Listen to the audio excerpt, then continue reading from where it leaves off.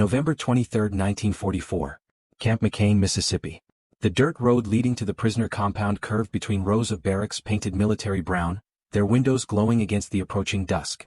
Inside the American mess hall, Corporal James Whitaker from Des Moines stood beside enormous steel vats of mashed potatoes, watching steam rise into the cold air. His hands were raw from peeling what felt like 1,000 potatoes since dawn. The smell of roasting turkey drifted across the entire camp, mixing with pine smoke from the heating stoves and the particular scent of institutional cooking that characterized military life. Whitaker had spent Thanksgiving 1943 in North Africa, eating cold rations from a can while shells landed in the distance. Now, a year later, he was preparing a feast for men who had tried to kill his friends. 300 German prisoners occupied the compound at McCain, Wehrmacht soldiers captured during the invasion of France and transported across the Atlantic to work in American cotton fields and timber operations. They lived behind wire fencing that seemed almost decorative compared to the fortifications of actual combat zones. Guard towers stood at intervals, but the guards inside them often read magazines or dozed, their rifles leaning casually against the wooden walls. The Germans had arrived in waves throughout the summer of 1944, pale and skeletal from the journey, expecting brutality or at best indifference. Instead, they found themselves in a world that made no sense according to everything they had been taught. They slept in heated barracks with real mattresses. They received medical care that exceeded what German soldiers on the Eastern Front could access. They were paid 80 cents per day in scrip for their labor, which they could spend at the camp canteen on cigarettes, candy bars and writing paper. The cognitive dissonance was profound and destabilizing. Stabsfeldwebel Klaus Brenner, a veteran of the French campaign with an iron cross pinned in his footlocker, had written to his wife 2 weeks earlier. The letter, intercepted and translated by camp censors before being forwarded through the Red Cross, revealed his confusion. "We are the enemy, yet they treat us better than our own army treated Polish prisoners. The Negro soldiers who sometimes guard us receive worse treatment in local towns than we do. I do not understand this country. They fight with such ferocity, then feed us as if we were guests." The preparations for Thanksgiving dinner had begun 3 days prior when trucks arrived with supplies from the quartermaster depot in Jackson. Fresh turkeys, 75 of them, each weighing 20 pounds. Sacks of flour for rolls and pie crusts. Crates of canned cranberries, sweet potatoes, green beans. Sugar, butter, coffee, milk. The abundance was staggering even to American soldiers who had grown up during the Depression. Private First Class Robert Chen from San Francisco supervised the German kitchen workers as they prepared vegetables. Chen's parents had been born in China, and he understood what it meant to be viewed with suspicion by people who looked different. He spoke no German and the prisoners spoke little English, but they communicated through gestures and the universal language of cooking. One of the Germans, a former baker from Hamburg named Otto Fischer, had perfected the camp's dinner rolls using American techniques he observed carefully and adapted. The decision to serve Thanksgiving dinner to the prisoners had come from Captain Harold Morrison, the camp commandant. Morrison was a career officer from Virginia who believed in the Geneva Conventions with religious conviction. He had fought in the First World War and carried memories of American prisoners in Germany being starved and mistreated. He had vowed that no prisoner under his command would suffer similar treatment, regardless of what German camps might be doing to American boys. But the decision created tension among the guards and local civilians. Many of the American soldiers at McCain had friends or brothers fighting in Europe. The news from the front was brutal, stories of the Battle of the Bulge beginning to filter through though the offensive had not yet started. Men were dying in Belgium and France while their killers ate turkey in Mississippi. Master Sergeant William Hayes from Pittsburgh made his feelings clear during the morning formation. "Sir, with respect, my cousin was killed at Omaha Beach by men wearing the same uniform as these bastards. And we're giving them a feast." His voice was controlled, professional, but the anger underneath was unmistakable. Morrison's response was quiet and firm. "Sergeant, those men are prisoners under our protection. They will be treated according to the law and according to what makes us different from the enemy. That includes sharing our national holiday with them. If you have a problem with that, you can request a transfer." Hayes said nothing more, but his jaw was tight as he walked away. He was not alone in his feelings. The gesture seemed wrong to many, almost a betrayal of American soldiers dying overseas. How could you sit at a table with men who had fought to destroy everything you believed in? The morning of November 23 broke cold and clear across Mississippi. Frost covered the ground, unusual for the region but fitting for a holiday associated with northern autumns. The prisoners assembled for morning roll call in the compound yard, their breath visible in the air. They wore modified American uniforms with PW stenciled on the backs, distinguishing them from regular troops. Brenner stood in formation watching American soldiers string small triangular flags around the mess hall. Red, white and blue bunting hung from the eaves. Through the windows he could see tables being arranged in long rows. He had heard rumors about American holidays, about celebrations that involved entire communities gathering to eat together, but he did not fully understand what Thanksgiving meant or why the Americans seemed to treat it with such importance. The German prisoners had learned some things about American culture through interaction with guards and from newspapers the Americans allowed them to read. This casual access to information was itself shocking. In Germany, reading enemy newspapers was punishable by death. Here, American authorities not only permitted it but seemed to encourage prisoners learning about American society. Through these newspapers, the Germans had pieced together a picture of a country entirely different from what Nazi propaganda had taught them. They read about American production capacity, about factories producing tanks and aircraft in numbers that seemed impossible. They read about labor unions arguing with management, about politicians criticizing their own government, about elections continuing even during wartime. The openness was incomprehensible to men raised under totalitarian control. But Thanksgiving remained mysterious. The guards talked about it with a reverence usually reserved for religious occasions, yet it was not a religious holiday in the European sense. It was something distinctly American, tied to ideas about gratitude, family, and national identity that did not translate easily across the cultural divide. At 10 o'clock, Captain Morrison addressed the prisoners through an interpreter, a German-American soldier named Walter Schmidt whose grandparents had emigrated from Bavaria in 1910. Schmidt translated Morrison's words carefully, trying to preserve the tone as well as the content. Today is Thanksgiving Day, an American holiday when we give thanks for the blessings we have received. It is our tradition to gather as families and communities to share a meal together. Although you are far from your homes and families, you are under American protection, and today you will share in our national celebration. You will eat the same meal that is being served to American soldiers throughout the world, the same meal that families across America are eating in their homes.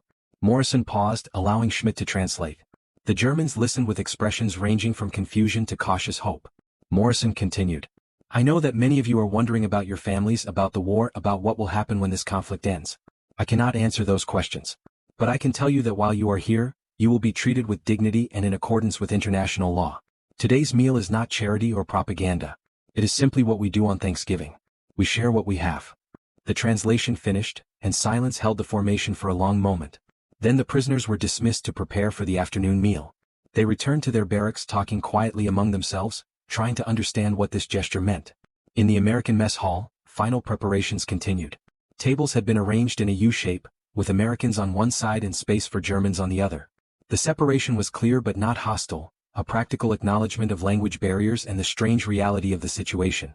Corporal Whitaker and his kitchen crew worked through the morning hours, basting turkeys, mashing potatoes, preparing gravy from pan drippings and flour.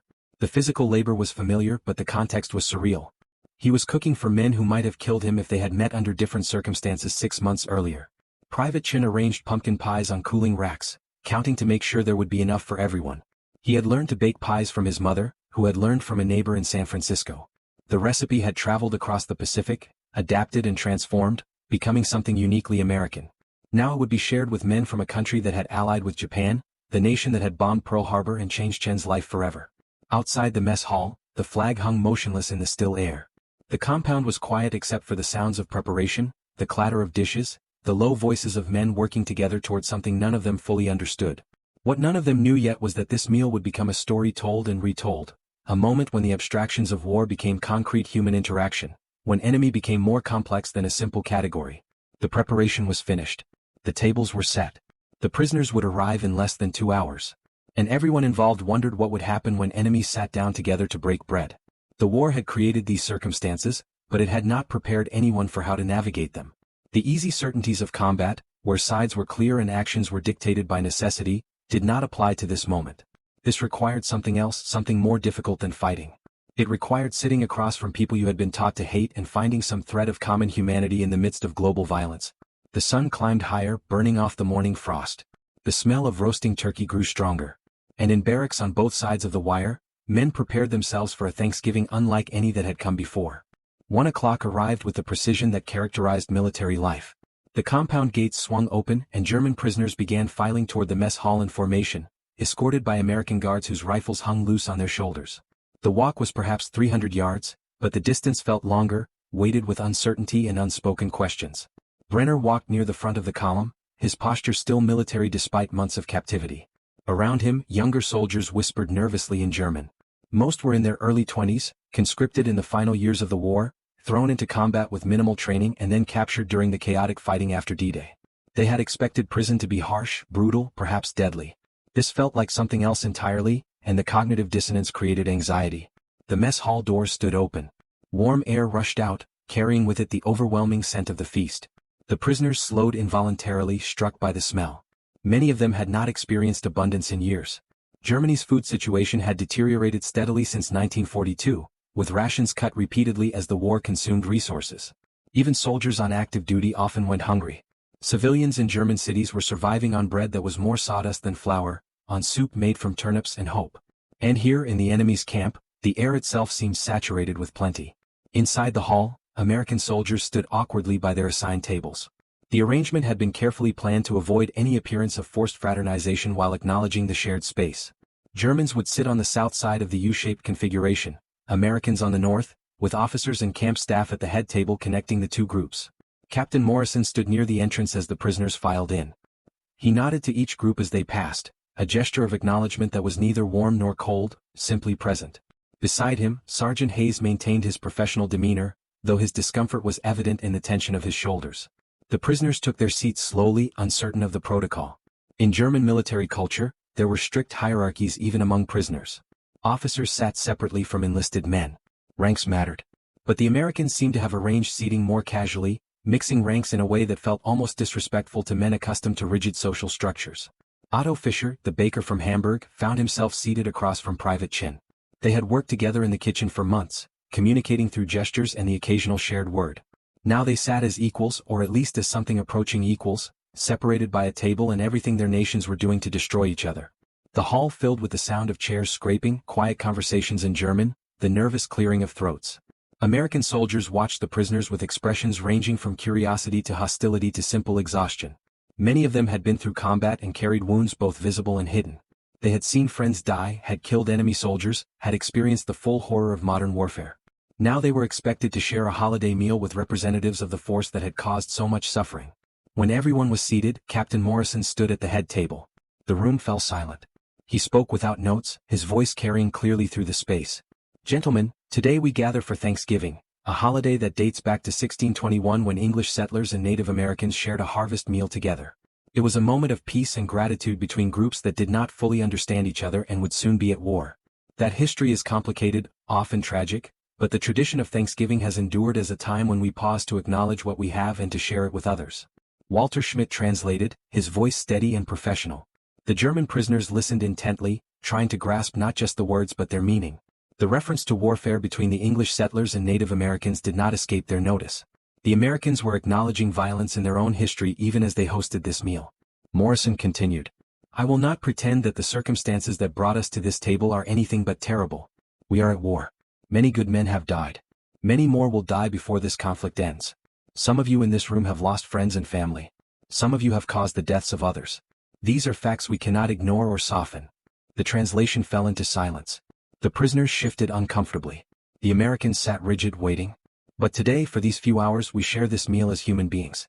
Not as friends necessarily, but as people who have survived another year and who are grateful to be alive. The food you will eat is the same food being served to American soldiers around the world. It is the same food American families are eating in their homes today.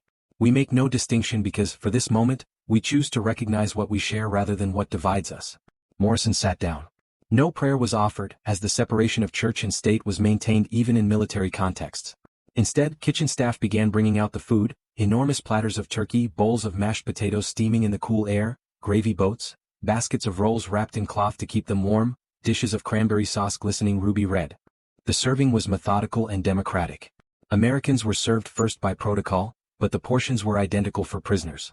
The kitchen staff moved efficiently, ensuring everyone received the same amount, the same quality. There was no hierarchy in the distribution of food. The first few minutes were awkward and silent as men focused on their plates. Then, gradually, the sounds of eating filled the space. Forks scraping plates. Knives cutting through turkey. The quiet satisfaction of people consuming good food after long deprivation. Brenner cut a piece of turkey and placed it in his mouth. The meat was moist, seasoned with herbs he recognized but could not name. He chewed slowly, processing not just the flavor but what it represented. This was better than officers' rations in the Wehrmacht. This was better than he had eaten even before the war, when he was a schoolteacher in a small town near Munich and food was still relatively abundant. Across the table, Corporal Whitaker ate methodically, his mind still processing the strangeness of the situation. He had helped prepare this food with German prisoners working beside him. He had watched Otto Fischer kneading dough with the practiced movements of a professional baker, had seen the concentration on the man's face as he formed perfect rolls. It was harder to maintain hatred when you watched someone work with such care. Private Chen found himself making eye contact with Fisher. The German nodded slightly, a gesture of acknowledgement. Chen nodded back. They had created this meal together, American and German, using skills learned in completely different worlds but applied toward the same end. At the head table, Captain Morrison ate quietly, observing the room. He watched for signs of trouble, for conflicts brewing, but saw instead a strange kind of peace. Men were eating. They were not talking much, but they were not fighting either. The meal was proceeding as he had hoped, a demonstration that civilization could persist even in wartime. Sergeant Hayes ate without looking up from his plate. He had obeyed orders and was performing his duty, but he had not changed his feelings. His cousin had been killed at Omaha Beach, his body never recovered, his name added to a list of the dead. These men eating across the hall wore the same uniform as the soldiers who had fired the machine guns on that beach. The food tasted fine, but it sat heavy in his stomach. As the meal progressed, something unexpected began to happen. A few prisoners began speaking quietly to nearby Americans, using the minimal English they had learned. Simple words. Good. Thank you. More? The Americans responded with equal simplicity, the language barrier creating a kind of enforced humility. One young German soldier, barely 18, began crying silently as he ate. The tears ran down his face, dripping onto his plate. He made no sound, but his shoulders shook. An older prisoner beside him, a sergeant who had fought in Poland and Russia, placed a hand on the boy's shoulder and said something quiet in German. Private First Class Daniel Murphy from Boston, seated across from them, watched this moment of human connection. He did not know what the older German had said, but he recognized the gesture of comfort, of one survivor helping another. It looked exactly like what Murphy had done dozens of times for younger soldiers in his own unit. The pumpkin pies came out as the main course was finishing. Private Chen helped distribute them, cutting clean slices and placing them on small plates. The pies were still warm, the filling smooth and spiced with cinnamon and nutmeg. Whipped cream topped each piece, an extravagance that made several prisoners stare in disbelief. Otto Fischer tasted the pie slowly. Pumpkin pie was not part of German culinary tradition. The sweetness, the texture, the combination of spices was entirely foreign. But it was good, undeniably good, and he found himself savoring each bite, trying to understand how it was made so he could perhaps recreate it later. Coffee was poured from large metal pots, strong and hot and endless. The prisoners discovered that Americans drank coffee with their dessert, another cultural difference. In Germany, coffee had become a luxury available only to the elite. Civilians made do with ersatz coffee brewed from roasted acorns or barley. Real coffee was a distant memory. Now these prisoners were drinking it freely, cup after cup, while American soldiers kept refilling the pots. Captain Morrison stood again when the meal was finishing. The room quieted once more. Gentlemen, I thank you for sharing this meal together peacefully. You are dismissed to return to your quarters. Remember what happened here today. Remember that even in war we can maintain our humanity. That is all. The translation finished, and the prisoners began standing, filing out in the same orderly manner they had entered. But something had changed in the intervening hours. The walk back to the compound was quieter, more contemplative. Men were processing what they had experienced. As Brenner walked back through the gates, he turned to look at the mess hall one final time. The American flag still hung above it, and the last light of the short November day illuminated the fabric. He thought about the letter he would write to his wife, trying to explain this inexplicable kindness, this bizarre generosity from people who were winning the war and had no obligation to share anything. Behind him, in the mess hall, American soldiers began cleaning up. The dishes were washed, the tables wiped down, the leftover food stored. Private Chen and Corporal Whitaker worked side by side, exhausted but quietly satisfied. They had pulled off something improbable, a feast for 300 guests in the middle of a global war. Sergeant Hayes stacked chairs in silence, his face unreadable. He had done his duty. The meal had happened without incident. But he still could not reconcile what they had done with the anger he carried. His cousin's death was not erased by shared turkey and pumpkin pie. As darkness fell over Camp McCain, the temperature dropped further. Lights came on in the barracks, American and German, illuminating small spaces where men settled in for the evening. Some wrote letters home describing the strange day. Some played cards or read. Some simply lay on their bunks staring at the ceiling, thinking. The meal was over, but its effects would ripple forward in ways none of them could predict. Seeds had been planted in that shared hour, ideas that would grow and transform in the years to come. But that night, as the camp settled into its usual routines, the main feeling was simply exhaustion mixed with relief that the experiment had not ended in disaster. The days following Thanksgiving brought a change that was subtle but unmistakable. The German prisoners moved through their routines with something different in their bearing. Not hope exactly, nor gratitude in any simple sense, but a kind of cognitive opening. The meal had created a crack in the certainty that had sustained them through capture and imprisonment. Brenner spent more time in the camp library, a small room with perhaps 500 books donated by local churches and civic organizations. He read American newspapers now with different eyes, trying to understand the nation that could feed its enemies better than Germany fed its own soldiers. The production numbers he encountered seemed impossible. America had produced 96,000 aircraft in 1944 alone. Germany's total production for the same year was approximately 40,000, and that was with slave labor and every resource the Reich could extract from occupied territories. The mathematical reality was undeniable.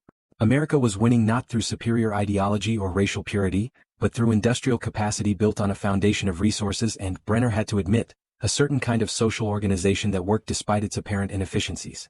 Otto Fischer began teaching other prisoners how to make American-style bread in the camp kitchen. The techniques were different from German methods, adapted to American ingredients and American ovens. But the bread was good, and Fischer found satisfaction in perfecting the craft. Private Chen would sometimes watch him work, offering suggestions that Fischer accepted or rejected based on his professional judgment. They were collaborating now, not just coexisting. The work details continued as they had before. German prisoners labored in nearby cotton fields, in timber operations, in various agricultural jobs that helped address the American labor shortage. They were paid their 80 cents per day, which they could spend at the canteen or save. Some prisoners had accumulated substantial amounts of scrip, planning for an uncertain future. But the work felt different now. The guards were still guards, the wire was still wire, but the relationship had shifted in some fundamental way. Americans and Germans were not friends, but they were no longer quite enemies either. They existed in some intermediate category that had no clear name. One incident in early December crystallized the transformation. A work detail was harvesting timber in a forest about 10 miles from the camp when one of the younger German prisoners, a private named Hans Müller, was injured by a falling branch. The blow struck his shoulder and knocked him unconscious. The American guards immediately called for medical assistance and began first aid. Sergeant Hayes, who was supervising the detail, applied pressure to a laceration on Müller's head while they waited for transport. His hands were steady and professional as he worked to stop the bleeding. Müller regained consciousness and looked up to see Hayes's face above him, concentrating on the bandage he was applying. For a moment, the young German thought he was being cared for by one of his own medics. Then he realized it was an American, and not just any American, but the sergeant who had been most obviously hostile during the Thanksgiving meal. "You're going to be fine, son," Hayes said, not knowing if Müller understood English. "Just stay still. We're getting you to the hospital." Müller did understand some English, having studied it in school before the war. "Thank you," he managed to say, his voice weak. Hayes met his eyes briefly, then looked away. "Just doing my job." But it was more than that, and both men knew it. Hayes had lost his cousin to German soldiers, had carried rage and grief for months, had questioned the wisdom of showing any kindness to the enemy. Yet when faced with an injured human being, his training and his fundamental decency had overridden his anger. He could not watch someone suffer without trying to help. The incident spread through the camp by evening. Müller recovered fully, suffering nothing more serious than a concussion and stitches. But the story of Sergeant Hayes caring for a German prisoner became part of the camp's growing mythology, another example of the strange reality taking shape behind the wire. In late December, Christmas approached. The Germans received packages from home through the Red Cross, letters and small gifts that had somehow made it through the chaos of a collapsing postal system. Many of the packages contained photographs, cherished images of families that prisoners studied for hours, looking for signs of health or hardship in the faces of wives, children, parents. The letters brought news that was increasingly grim. Allied bombing had intensified. Cities were burning. Food was scarce. The Eastern Front was collapsing as Soviet forces pushed into Poland. The propaganda about final victory had been replaced by desperate exhortations about protecting the homeland. The truth was becoming impossible to deny. Germany was losing the war. For prisoners who still believed in the Nazi cause, this news was devastating. But for many others, particularly those who had experienced American abundance firsthand, the question began to shift from, "How can we win?" to "What happens when we lose?" That question was complicated by what they had learned in American captivity. The propaganda they had been taught portrayed defeat as synonymous with annihilation. The enemies would rape, murder, enslave. Germany's only choices were victory or death. But the prisoners at Camp McCain had been defeated, and they were not dead. They were eating better than they had in years. They were receiving medical care. They were being treated, improbably, with a kind of rough fairness that contradicted everything they had been told about American brutality. This created a psychological crisis for some prisoners. If the propaganda about American treatment of prisoners was false, what else had they been lied to about? The question was dangerous, threatening the entire ideological structure that had justified years of sacrifice and suffering. Brenner wrestled with these questions in his journal, entries that would be discovered decades later by his grandson and donated to a German university's oral history project. "If America treats its enemies this well," he wrote on December 28, 1944, How does it treat its citizens?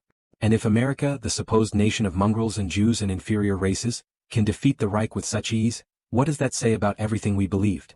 The Christmas meal at Camp McCain was similar to Thanksgiving but with different symbolism. Germans celebrated Christmas traditionally, and the Americans made accommodations for this.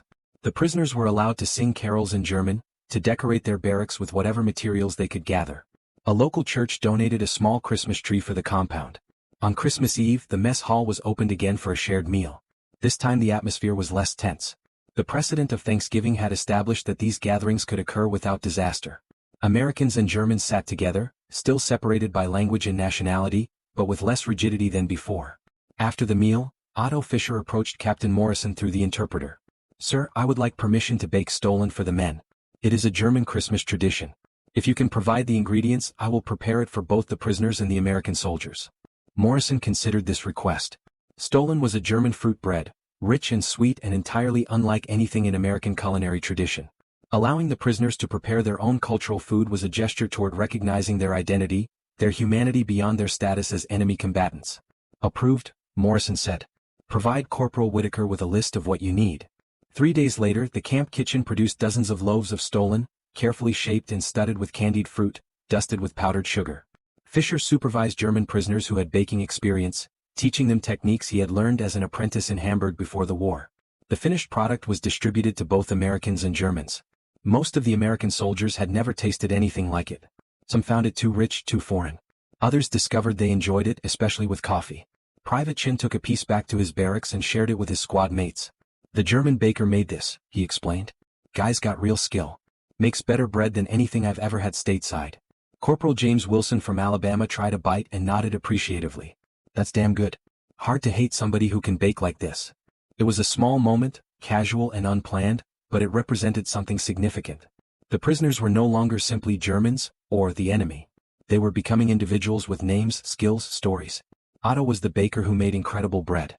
Klaus was the former teacher who spoke some English and helped translate. Hans was the kid who got hurt in the timber accident and was recovering well. The dehumanization required to sustain total war was eroding through daily contact and shared experience. It became harder to maintain hatred in the face of personal interaction, especially when that interaction was characterized by cooperation and mutual respect, however grudging. Not everyone experienced this transformation. Some American soldiers remained hostile, their grief and anger too fresh to allow for any softening. Some German prisoners remained convinced Nazis, loyal to Hitler despite everything. But for many on both sides, something fundamental had shifted. January 1945 brought news of the Battle of the Bulge, Germany's last major offensive in the West. For a few days it seemed possible that the war might turn. The Germans' prisoners followed the battle through newspapers and radio broadcasts, hoping for good news from home. But the offensive failed. American forces held, then counterattacked. By late January, it was clear that the Bulge had accomplished nothing except delaying the inevitable and costing lives on both sides. Brenner read the reports with a growing sense of finality. The war was ending and Germany was losing comprehensively. The only question now was how long the suffering would continue before the inevitable surrender. In this context, the experience at Camp McCain took on different meaning. These American soldiers were not just captors but representatives of the force that was winning the war. And they had shown, imperfectly but genuinely, that victory did not require cruelty, that strength could be expressed through restraint rather than brutality. It was a lesson that would stay with many of the prisoners long after they returned to Germany. They had seen the enemy's face, had sat across tables from them, had worked beside them. And the enemy had turned out to be human, complicated, capable of both violence and kindness. The final months of the war brought accelerating collapse. By March 1945, American forces had crossed the Rhine. Soviet armies were closing on Berlin from the east. The radio broadcast from Germany became increasingly desperate, mixing propaganda about miracle weapons with barely disguised panic. The prisoners at Camp McCain listened to these broadcasts in the day room, their faces reflecting the complex emotions of men watching their nation die from across an ocean. Relief mixed with grief, hope tangled with fear. What would they return to? What would remain of their country, their cities, their families? Letters from home became more sporadic and more disturbing in content. Many prisoners stopped receiving mail entirely as infrastructure collapsed and postal systems ceased functioning. The silence was worse than bad news because it allowed imagination to fill the void with every possible horror. Brenner's wife had been living in Munich with their 2 children. He had received nothing from her since January. The newspapers reported that Munich had been bombed repeatedly, that much of the city was destroyed. He spent hours staring at the last photograph she had sent, taken in the summer of 1943 when the children were younger and the war still seemed like something that might be won. The American soldiers at Camp McCain were also processing the approaching end. Many had been in the military for years, had fought in North Africa or Italy before being rotated to garrison duty. They were tired, ready for the war to end, but uncertain what peace would mean. Private Chen had been studying German in his spare time, learning from prisoner volunteers who taught basic language classes. He was considering staying in the military after the war, possibly as an interpreter during the occupation that everyone knew was coming. His fluency with both Chinese and English had been useful, and now he was adding a third language. The skills felt valuable in a world that was clearly becoming more interconnected despite or perhaps because of the war. On April 12, 1945, news came that President Roosevelt had died. The announcement was made during the morning formation, and both American soldiers and German prisoners stood in silence processing the information. Roosevelt had been president for so long that many of the younger soldiers could barely remember a time before his leadership. His death felt like the end of an era. In the German compound, the response was complex. Some prisoners, particularly the committed Nazis, saw opportunity in the news. Perhaps Roosevelt's death would fracture the Allied coalition, would give Germany breathing room to negotiate a settlement. But most recognized it was too late. The war was lost regardless of who led America. Hitler's death came less than 3 weeks later. The radio announcement described it as falling in battle, but rumors spread quickly that it had been suicide. The prisoners gathered in small groups discussing the news in quiet voices. Brenner stood in the compound yard listening to younger soldiers debate what Hitler's death meant. One insisted that the Führer had died heroically defending Berlin. Another argued that dying while the nation burned was no different from abandoning them. A third said nothing, his silence conveying more than words about his disillusionment. "What do you think, Stabsfeldwebel?" one of the young soldiers asked Brenner. Brenner looked at the men around him, conscripts who had been thrown into a war they didn't start, who had fought because they were told it was their duty, who had been captured and transported to this strange American camp where everything they had been taught was contradicted by daily experience. "I think we were lied to," Brenner said finally. "About many things. And now we have to figure out how to live with that truth." Germany's unconditional surrender came on May 8, 1945. The European war was over. In Camp McCain, Americans and Germans received the news simultaneously through radio broadcasts. The reaction was muted, neither celebration nor despair but a kind of exhausted relief that the killing had stopped. Captain Morrison assembled both the American guards and the German prisoners in the main yard. He spoke briefly, his words translated by Walter Schmidt. "The war in Europe has ended. Germany has surrendered unconditionally. You are no longer soldiers of an enemy nation but prisoners of war awaiting repatriation. The terms of your return to Germany are being determined by the Allied governments. Until that time, you will remain here under the same conditions you have experienced. I expect continued cooperation and good behavior from everyone." The prisoners would remain at Camp McCain for another year. The logistics of returning hundreds of thousands of prisoners to a devastated Germany took time. Infrastructure had to be rebuilt, camps prepared, transportation arranged. In the meantime, life at McCain continued its strange routine. The work details went on. Cotton still needed harvesting, timber still needed cutting. The prisoners continued their labor, now without the context of active warfare to give it meaning.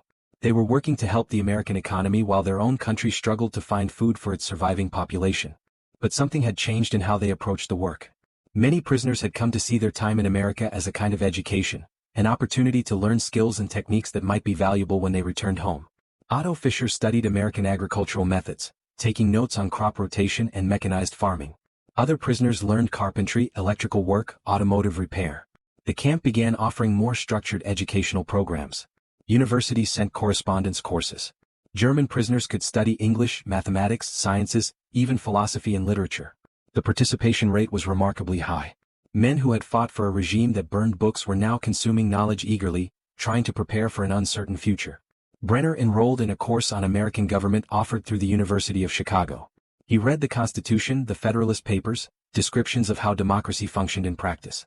The readings were eye-opening, revealing a political philosophy built on principles fundamentally different from Nazi ideology. The most striking difference was the acknowledgement of human fallibility built into the American system. The Constitution assumed that people in power would be tempted toward tyranny and created mechanisms to prevent that concentration of authority. Checks and balances, separation of powers, regular elections, protection of individual rights against government overreach. This was the opposite of the Führerprinzip, the Nazi leadership principle that invested absolute authority in a single individual. The American system was designed on the assumption that no person should have unlimited power, that systems were more important than individuals, that a functioning society required protecting minorities against the tyranny of the majority. Reading these documents in the quiet of the camp library, Brenner felt the last vestiges of his Nazi worldview crumbling. He had believed in racial hierarchy, in the necessity of strong leadership, in Germany's destiny to rule Europe. But those beliefs had led to this: total defeat, cities in ruins, millions dead, his nation occupied by foreign armies. Meanwhile, America had fought across 2 oceans simultaneously, had produced more weapons than all other nations combined, had fed its own people and its allies and even its prisoners, all while maintaining democratic institutions and expanding civil rights. The system worked. Not perfectly, not without contradictions and injustices that Brenner could see even as a prisoner. But it worked well enough to build the most powerful nation in history. The summer of 1945 brought news from Germany that was devastating in its scope. The camps had been liberated. The full horror of the Holocaust was becoming public knowledge. Photographs appeared in newspapers showing skeletal prisoners, mass graves, gas chambers, crematoriums. Many German prisoners refused to believe the images were real. This must be propaganda, they insisted. Atrocity stories meant to justify Allied brutality during the occupation. The Germans had been taught that atrocity propaganda was a Jewish weapon, that similar lies had been spread during the First World War. But the evidence was overwhelming. Testimonies from survivors, photographs from dozens of camps, documentation captured from German records. The systematic murder of 6 million Jews, along with millions of others deemed undesirable by Nazi ideology. Industrial-scale killing organized with German efficiency and thoroughness. Captain Morrison made the difficult decision to force the prisoners to confront this evidence. He organized showings of documentary footage captured by Allied forces during camp liberations. Attendance was mandatory. The prisoners filed into the day room where a projector had been set up. American soldiers stood along the walls, watching not the screen but the prisoners' reactions. The lights dimmed and the footage began. Many prisoners wept. Some vomited. A few insisted it was fake even as they watched, unable to accept what their nation had done. Others sat in stunned silence, their faces blank as they tried to process the enormity of the crimes committed in their names. Brenner watched the entire presentation without looking away, forcing himself to see every image, every body, every starving survivor. These were concentration camp inmates, not prisoners of war like him. These were the people Nazi ideology had deemed subhuman, unworthy of life. And they had been murdered systematically, efficiently, thoroughly. When the lights came back on, no one moved. Captain Morrison stood at the front of the room, his face grim. I am showing you this because you need to understand what your nation did. Not all of you participated in these crimes. Many of you knew nothing about them. But they were done in your name by your government, using the ideology many of you supported. You will have to live with this knowledge. You will have to return to Germany and help build something better from the ruins. The prisoners were dismissed. They walked back to their barracks in silence, each man alone with thoughts too large and terrible to share. That evening, several prisoners asked to speak with Captain Morrison privately. They wanted to know how they could help with reconstruction, how they could work to prevent such horror from ever happening again. The conversations lasted late into the night, Americans and Germans talking about justice, responsibility, redemption, and the slim possibility of building something decent from the ashes of catastrophe. Repatriation began in early 1946. The prisoners would return to Germany in stages, transported across the Atlantic to ports in France and then into the occupation zones. The American authorities conducted interviews with each prisoner, assessing their political reliability and likelihood of causing problems during reconstruction. Many prisoners were frightened of returning. Germany was occupied, divided among Allied powers, physically devastated by years of bombing. Food was scarce, housing nearly impossible to find, infrastructure destroyed. The winter of 1945-46 was particularly harsh, and thousands of German civilians died from cold and hunger. Staying in America was not an option for most. They were prisoners of war, not immigrants, and American law required their return. But some prisoners would find ways to come back legally in later years, using skills they had learned and connections they had made during their captivity. Brenner's turn came in March 1946. He packed his few possessions, including notebooks filled with observations about American society, English-language textbooks, and copies of the Constitution and Federalist Papers that Captain Morrison had given him as a farewell gift. On the morning of his departure, he stood in the compound yard one last time, looking at the barracks where he had lived for nearly 2 years. The experience had changed him fundamentally. He was not the same man who had been captured in France, who had believed in Nazi ideology, who had thought of enemies as less than human. Otto Fischer would leave a week later. In his final conversation with Private Chen, the two men exchanged addresses, promising to correspond after the war. They both knew the letters might never be delivered, that the chaos in Germany could make communication impossible. But the gesture mattered, the acknowledgement that they had become something like friends despite everything that stood between them. The journey home was long and uncomfortable. The transport ship was crowded with repatriated prisoners, veterans from camps across America, all heading back to an uncertain future. The men swapped stories about their experiences, comparing treatment at different facilities, sharing information about conditions in Germany gathered from recent letters and news reports. Some had been in camps where treatment was harsher, where guards were hostile and food was minimal. They listened to Brenner's stories about Camp McCain with skepticism bordering on disbelief. Thanksgiving dinner with the guards? Christmas stolen shared with Americans? It sounded like fantasy, like propaganda designed to make them grateful for their captivity. But Brenner insisted on the truth of his experience. "I know it sounds impossible," he said to a group of skeptical prisoners gathered in the ship's hold. "But I was there. I ate at that table. I worked beside American soldiers.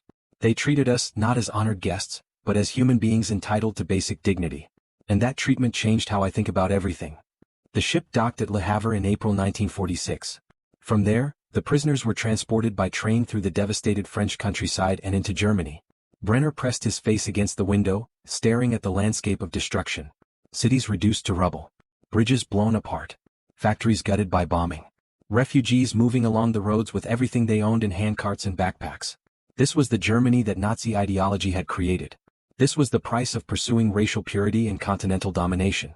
The cost was visible in every destroyed building, every burned-out tank left rusting beside the road, every graveyard with fresh crosses marking the deaths of soldiers and civilians. The train reached Munich in early May. Brenner disembarked with other prisoners being repatriated to Bavaria, now part of the American occupation zone.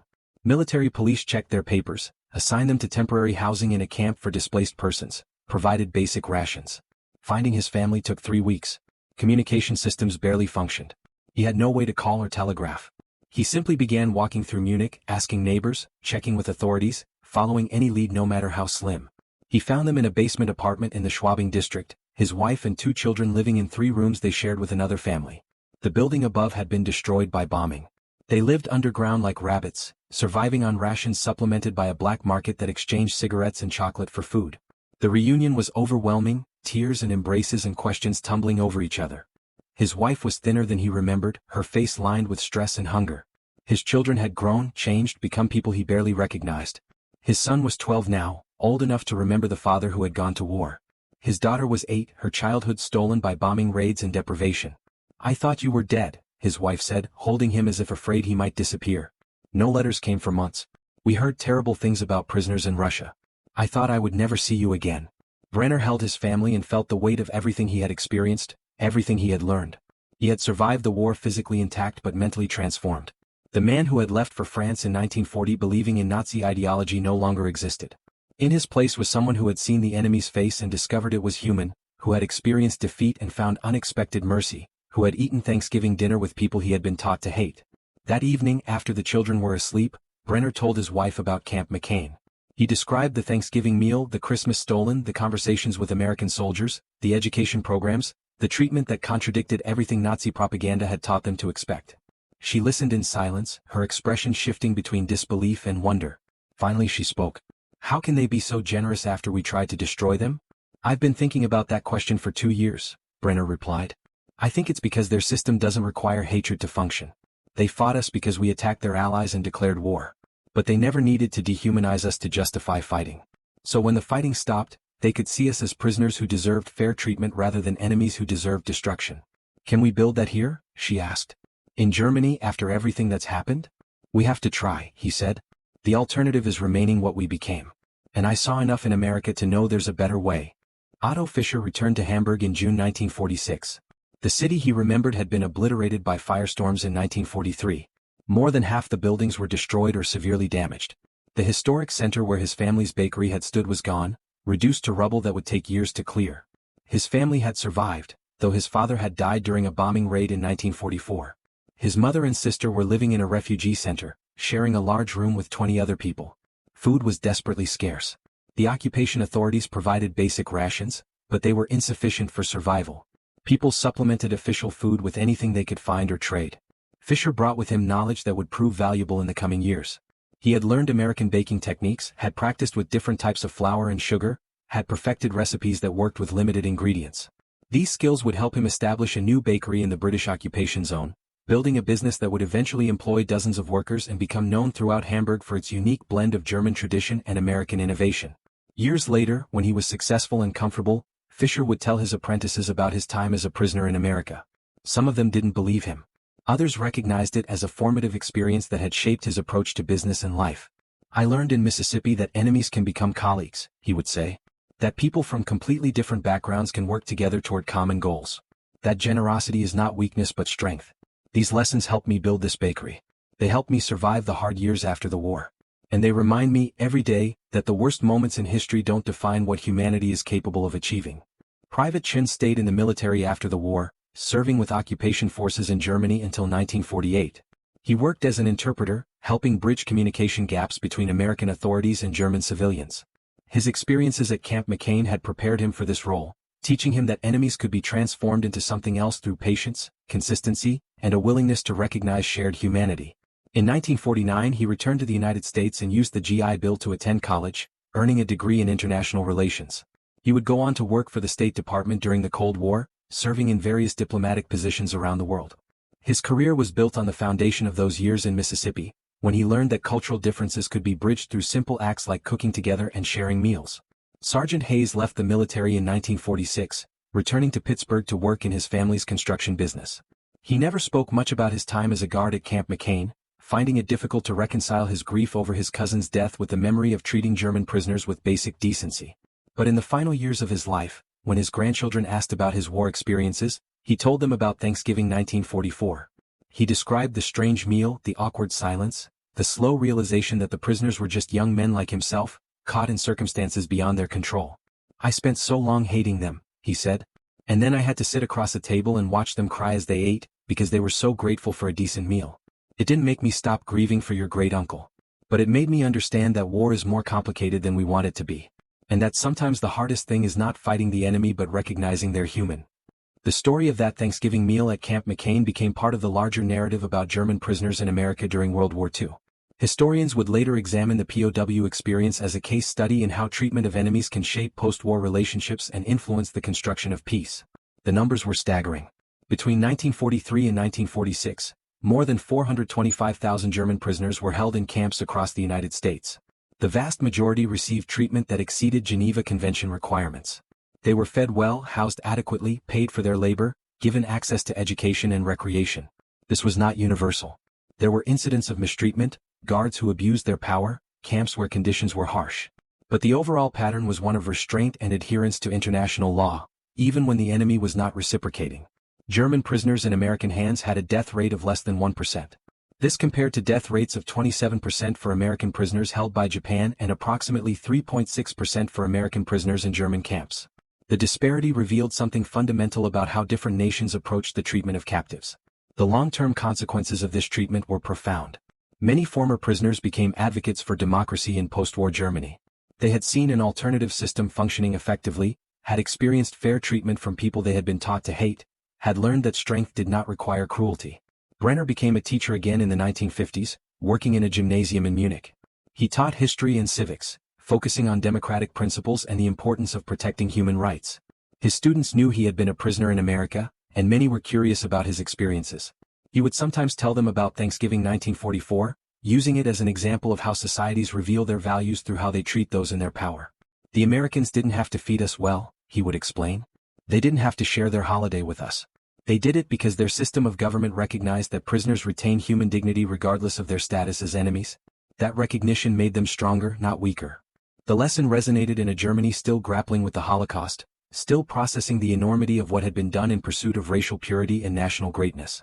The contrast between American treatment of German prisoners and German treatment of concentration camp inmates was impossible to ignore. Otto Fischer's bakery in Hamburg became a gathering place for people interested in transatlantic understanding. He hired veterans, both German and Allied, creating a workplace that modeled the kind of reconciliation many hoped would characterize the post-war world. His secret ingredient, he would joke, was American optimism mixed with German thoroughness. In the 1960s, Fischer established an exchange program that brought young German bakers to the United States to learn American techniques. Many of them trained in Mississippi, and several made pilgrimages to the site of former Camp McCain, trying to understand the place that had shaped their mentor's philosophy. The camp itself was decommissioned after the war. The barracks were torn down, the land sold, the physical traces of what had happened there gradually erased. By the 1970s, almost nothing remained except a historical marker noting that a prisoner of war camp had operated on the site during World War II. But the memory persisted in the people who had been there. Veterans would occasionally gather for reunions, Americans and Germans both, coming together to remember the strange time when they had been enemies forced to live together and had discovered unexpected common ground. At one such gathering in 1983, Brenner and Captain Morrison met again for the first time since the war. Morrison was in his 80s, retired from military service decades earlier. Brenner was 72, near the end of his teaching career. They shook hands formally, then embraced, two old men who had played their assigned roles in a terrible drama and had somehow emerged with their humanity intact. "I often wondered if that Thanksgiving meal made any difference," Morrison said. "Whether it changed anything or was just a gesture that meant nothing in the larger scheme." Brenner thought carefully before responding. "It changed everything for me," he said finally. "It was the first crack in my certainty, the first moment when I had to confront the possibility that everything I believed was wrong. From that crack, my entire worldview eventually collapsed. Without that meal, I might have remained what I was. Instead, I became something different. Better, I hope." Morrison nodded slowly. "We were following the rules, the Geneva Conventions. But I also believed that how we treated prisoners would affect what kind of peace we could build after the war. If we had brutalized you, you would have returned to Germany full of hatred and desire for revenge. Instead, you saw that democracy could work, that a diverse society could be strong, that enemies could be treated with dignity. And we taught those lessons to the next generation," Brenner added. "My students grew up in a democracy, imperfect but functional. Some of them are teaching now themselves, passing on what they learned." The ripples continue. The reunions continued through the 1980s and 1990s, growing smaller as veterans died. The last gathering was in 1998, attended by fewer than 20 people, most in wheelchairs or using walkers. They shared memories one final time, knowing this would be their last meeting. By then, the world had changed almost beyond recognition. Germany was reunified, the Cold War was over, Europe was integrating economically and politically. The United States and Germany were close allies, their relationship built on foundations that included, in some small way, moments like that Thanksgiving meal in Mississippi. The generation that had fought World War II was fading, taking with them direct memories of the conflict. But they left behind lessons encoded in institutions, stories, and the examples of their choices. One lesson stood out with particular clarity: how a society treats those in its power reveals its fundamental values. America in 1944 had the power to abuse, neglect, or brutalize hundreds of thousands of prisoners. Instead, it chose to follow international law and, in some cases like Camp McCain, to go beyond legal requirements and extend genuine hospitality. That choice cost resources that could have been used elsewhere. It required effort and organization. It demanded that soldiers overcome their natural hatred of enemies and recognize shared humanity. The choice was not easy, not simple, not without controversy. But it paid dividends that could not be measured in immediate military terms. The prisoners who returned to Germany carrying memories of fair treatment became advocates for democracy and reconciliation. They rebuilt their country with American principles in mind, creating a federal republic that, while distinctly German, incorporated protections for human rights and limitations on government power inspired by what they had observed and experienced. The story of Thanksgiving 1944 at Camp McCain became a small but meaningful part of this larger transformation. It was not the only factor, not even a major factor, but it was a concrete example of the kind of interactions that shaped post-war relationships. In 2019, a documentary filmmaker interviewed the remaining family members of veterans who had been at Camp McCain, both American and German. The project aimed to capture the last living memories before they were lost forever. Brenner's grandson described finding his grandfather's journals decades after his death. "He wrote about the Thanksgiving meal many times," the grandson explained. "It clearly affected him deeply. He described the smell of the turkey, the taste of pumpkin pie, the awkward silence between the tables. But what struck him most was the simple fact that it happened at all. That in the middle of a total war, people took time to sit down together and share a meal. It seemed impossible to him, and yet it was real." An American veteran's daughter shared her father's perspective. "Dad didn't talk much about the war. But toward the end of his life he mentioned that Thanksgiving at the camp. He said it was the hardest thing he ever did, sitting across from German soldiers while knowing what was happening in Europe. But he said Captain Morrison was right. If they were going to win not just the war but the peace, they had to show that American values meant something even under pressure." The documentary footage showed the site of the former camp, now agricultural land with no visible trace of what had stood there 75 years earlier. The marker had been replaced with a more substantial memorial, erected by a local historical society with funds raised by descendants of both guards and prisoners. The memorial's inscription was simple: Camp McCain POW Facility, 1943 to 1946. Here, Americans and Germans discovered that even enemies can share a meal and recognize each other's humanity. May this lesson endure. The question of how to treat enemies remains relevant in every conflict, every war, every moment when power dynamics create opportunities for cruelty or compassion. The Thanksgiving meal at Camp McCain offers no simple answers, no formula that can be applied universally. But it provides an example of a choice made under difficult circumstances, a choice to recognize humanity even in enemies. That choice was imperfect. The American military system that treated German prisoners well maintained racial segregation that denied basic rights to African American soldiers. Japanese Americans were interned in camps while German prisoners lived relatively freely. The treatment of Japanese prisoners was often harsher than that of German prisoners, revealing racial prejudices that complicated any simple narrative of American moral superiority. But acknowledging these contradictions does not negate the significance of what happened at places like Camp McCain. It simply confirms that moral progress is uneven, that societies can act with compassion in some contexts while maintaining injustice in others, that the struggle to recognize universal human dignity is ongoing and never fully complete. The German prisoners who experienced American captivity returned to a country that needed rebuilding not just physically but morally and philosophically. They were part of the generation that created the Federal Republic of Germany, that wrote a constitution emphasizing human rights and democratic principles, that built institutions designed to prevent the recurrence of totalitarian rule. Their experiences in America influenced these efforts in ways both direct and subtle. The Constitution they helped write included strong protections for human dignity, limitations on government power, and mechanisms for democratic participation. These were not simply borrowed from American models but adapted to German circumstances, creating something new from the synthesis of different traditions. The generation that followed, born after the war, grew up in this democratic Germany. They took for granted freedoms that their parents had learned to value through loss and reconstruction. Some became complacent, forgetting how fragile democracy can be. Others remained vigilant, conscious that the past could return if society stopped defending the principles that prevent tyranny. In recent years, as populism and authoritarianism have resurged in various countries, historians have returned to studying the post-World War II period for lessons about how democracies are built and maintained. The treatment of prisoners of war has been examined as one factor among many that influenced Germany's successful transformation from dictatorship to democracy. The consensus among scholars is that no single factor determined this outcome. Germany's reconstruction was shaped by the Marshall Plan, by occupation policies, by the Cold War context that made a strong, democratic West Germany strategically valuable, by German citizens who chose democracy despite having lived under different systems. But the personal experiences of individuals mattered too. The soldier who was treated fairly in captivity and returned home to advocate for democratic values. The baker who learned American techniques and built a business that employed former enemies. The teacher who used his experiences to educate students about the importance of human rights. These individual stories accumulated into a larger narrative about transformation and redemption.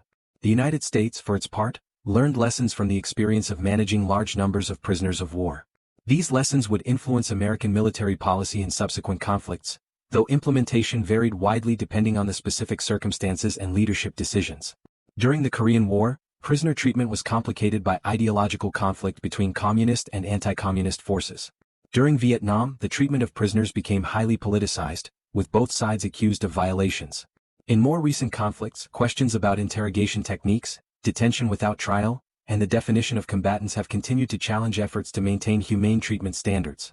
The principle established at places like Camp McCain, that prisoners retain human dignity and deserve fair treatment, has never been fully abandoned. But it has been tested repeatedly, and sometimes it has been violated. The struggle to uphold international humanitarian law continues, influenced by competing pressures of security concerns, political considerations, and fundamental questions about how to balance justice with mercy. What remains from Thanksgiving 1944 is a story, a memory, a small example of human decency persisting in circumstances designed to eliminate it.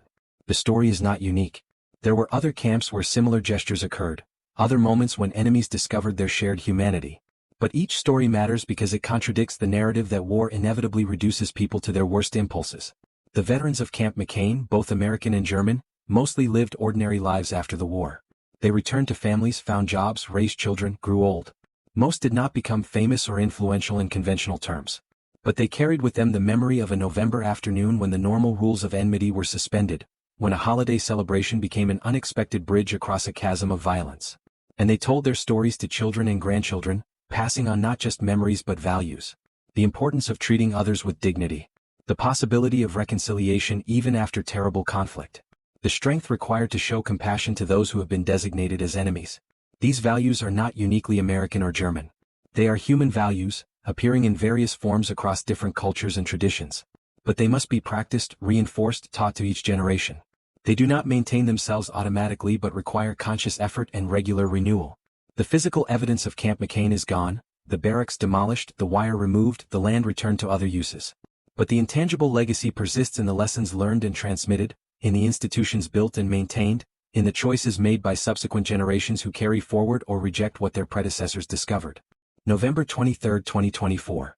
80 years after that Thanksgiving meal at Camp McCain, the last living witnesses are gone. The German prisoners, the American guards, the cooks who prepared the feast, all have passed.